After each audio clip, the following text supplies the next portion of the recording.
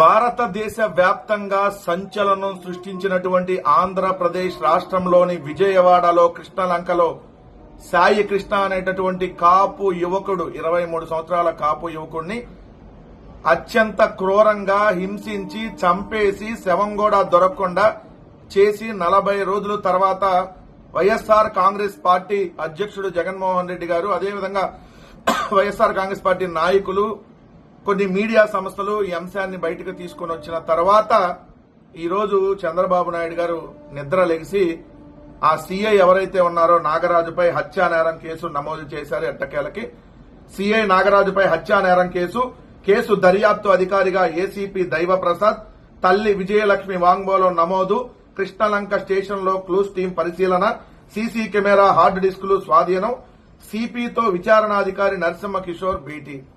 ఇక్కడే అసలు ఈ కేసులో న్యాయం జరగదు అంటానికి ఇక్కడే అసలు కీలకమైన పాయింట్. ఇప్పుడు ఇదే సిపి రాజశేఖర్ బాబు ఆరోపణలు ఎదుర్కొంటా ఉన్నాడు.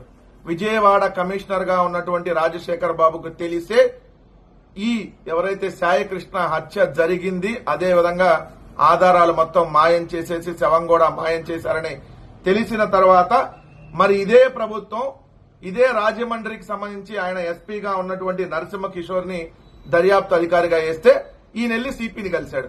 ఇంక ఈ కేసులో ఏం న్యాయం జరిగింది మీరే చెప్పండి. కంచే చేను మేసే విధంగా పోలీసులే ఈ విధంగా వ్యవస్థలను కాపాడాల్సిన, ప్రజలను కాపాడాల్సిన, ప్రజలకు రక్షణగా ఉండాల్సినటువంటి కొంతమంది పోలీసులు రక్షకులుగా మారకుండా భక్షకులుగా మారి ఈరోజు ఒక యువకుడిని చంపేస్తే ఆ చంపేసినటువంటి ఆరోపణలు ఎదుర్కొంటున్నటువంటి అదే కమిషనర్ గా ఉన్నటువంటి రాజశేఖర్ బాబుని అదే దర్యాప్తు అధికారిగా ఉన్న నరసింహ కిషోర్ భేటీ అవ్వటం ఏంటి? ఇంకేం న్యాయం జరిగింది ఇక్కడ? అసలు ఈ ప్రభుత్వంలో ఉన్న పోలీసులే చంపేసి ఈ ప్రభుత్వంలో ఉన్న అధికారులే దర్యాప్తు చేస్తా ఉంటే అదే పోలీసులు చంపుతారు, అదే పోలీసులు దర్యాప్తు చేస్తారా? వాటే ఎక్కడ న్యాయం జరిగింది మీరే చెప్పండి. సో ఇది అసలు సంగతి. అయితే నిన్న ఏదైతే మీ వాడిని చంపేస్తా దండ రెడీ చేసుకో అన్నారు, సాయి కృష్ణ వ్యవహారంపై సిపికి అతని తల్లి ఫిర్యాదు అనేది ఇంకొక అంశం నిన్న జరిగింది. నిందితులకు శిక్ష పడేలా చేస్తా సాయి కృష్ణ తల్లి విజయలక్ష్మి కుటుంబ సభ్యులతో చంద్రబాబు. నా సోదరు విజయలక్ష్మితో చంద్రబాబు గంటసేపు మాట్లాడారు. ఆమె బాధలన్నీ విన్నారు. న్యాయం చేస్తామని, కష్టాలు తీరుస్తామని భరోసా ఇచ్చారు. చంద్రబాబు నాయకుడు తల్లి బాధ విని భరోసా ఇచ్చారంటే ఇంతకు మించి మాకేం అవసరం లేదు అని వాళ్ళ మేనమామ ఎవరైతే నవరంగ పేర్కొన్నది ఇక్కడ పత్రికల్లో వేసినటువంటిది. నేను ఒకటే క్లియర్ గా ఇక్కడ ఏంటంటే ఈ ఇష్యూ జరిగింది ఎప్పుడు? ఈ ఇష్యూ దాదాపుగా 40 రోజుల క్రితం జరిగింది. 40 రోజుల క్రితం జరిగితే జూన్ 4వ తారీఖున ఆ తల్లి విజయలక్ష్మి గారు అదేవిధంగా మరి కొంతమంది లాయర్లు కలిసి ప్రెస్ మీట్ పెట్టి హెబియస్ కార్పస్ హైకోర్టులో వేస్తే హెబియస్ కార్పస్ రిట్ మరి 4వ తారీఖు నుంచి చంద్రబాబు నాయుడు గారు 17వ తారీఖు దాకా ఈ ప్రభుత్వం చంద్రబాబు నాయుడు గారు మరి ఏం చేశారు? సిపి ఏం చేశాడు? డీజీపీ ఎందుకు స్పందించలేదు? కనీసం సీఐ నోరు ఎందుకు విప్పలేదు? సో ఈ ఇష్యూ అంత పెద్దగా బయటకు రాదులే, దీన్ని మసిపూసి మారేడుకాయ చేయొచ్చు, సెటిల్మెంట్ కి ప్రయత్నించారు అవల. ఇప్పుడు చంద్రబాబు నాయుడు గారే డైరెక్ట్ గా సెటిల్మెంట్ కి దిగారు. మధ్యలో మీడియేటర్ గా ఆ కుటుంబాన్ని బెదిరించో లేదంటే ఇంకా ఏదంటే వాళ్ళకి ఏదన్నా ఆశ చూపో ఇప్పుడు చంద్రబాబు నాయుడు గారు ఏదో చేస్తామని రేపు 29వ తారీఖు ఇంతకీ సాయి కృష్ణని కోర్టులో ప్రొడ్యూస్ చేస్తున్నారా లేదంటే సాయి కృష్ణ బూడిదనన్నా కోర్టులో ప్రొడ్యూస్ చేస్తున్నారా? ఇది సాయి కృష్ణగా జరిగినటువంటి అంశం కాదు. ఈ రోజు ఆంధ్రప్రదేశ్ రాష్ట్రంలో పౌరుల మీద జరుగుతున్నటువంటి అంశం, ప్రజల మీద జరుగుతున్నటువంటి అంశం. ఈ రోజు సాయి కృష్ణ, రేపు మీరు మీరు మీరు మీరు మీరు నేను కాదనేటువంటి గ్యారంటీ ఏంటి?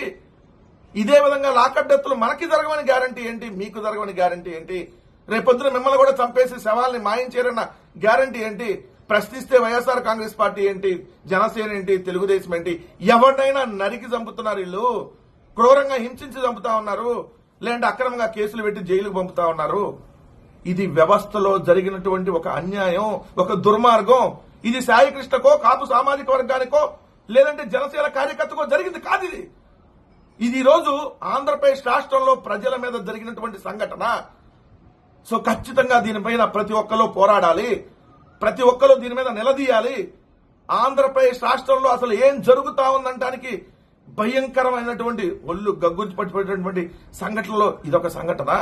ఆంధ్రప్రదేశ్ రాష్ట్రానికి నడిబొడ్డుగా రాజకీయ రాజధానిగా ఉన్నటువంటి విజయవాడ నడిబడ్డులో కృష్ణలంక పోలీస్ స్టేషన్ లో ఒక యువకుడిని కిరాతకంగా క్రూరంగా హింసించి చంపేసి శవం కూడా మాయం చేసి అనాథ శవంలాగా తగలబెట్టారంటే ఎక్కడికి పోతా ఉన్నాం మనం? ఖచ్చితంగా దీని మీద న్యాయ విచారణ జరగాలి. సిబిఐతో ఎంక్వైరీ జరగాలి. రాష్ట్ర పోలీసులతో అయితే విచారణ జరగదు. ఇది రేపొద్దున దీన్ని మసిబూసి మారేడుకాయ చేస్తారు. అందుకనే చంద్రబాబు నాయుడు గారు నైస్ గా వాళ్ళ కుటుంబాన్ని అక్కడికి పిలిపించేసుకొని ఏదో మభ్యపెట్టి మాయ చేసో లేదంటే బెదిరించో దీన్ని క్లోజ్ చేసేటటువంటి కార్యక్రమం చేస్తా ఉన్నారు.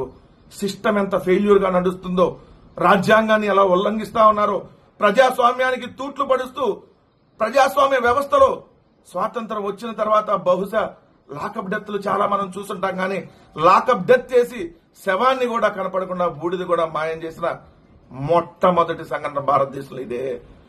ఇలాంటి దారుణమైనటువంటి సంఘటన మీద ప్రతి ఒక్కరం కూడా నిలబడి పోరాడాల్సినటువంటి అవసరం ఉందని ఖచ్చితంగా గుర్తుపెట్టుకొని ప్రతి ఒక్కరు కూడా ఇలాంటి నిలదీయాలని చెప్పి కోరుతా ఉన్నా.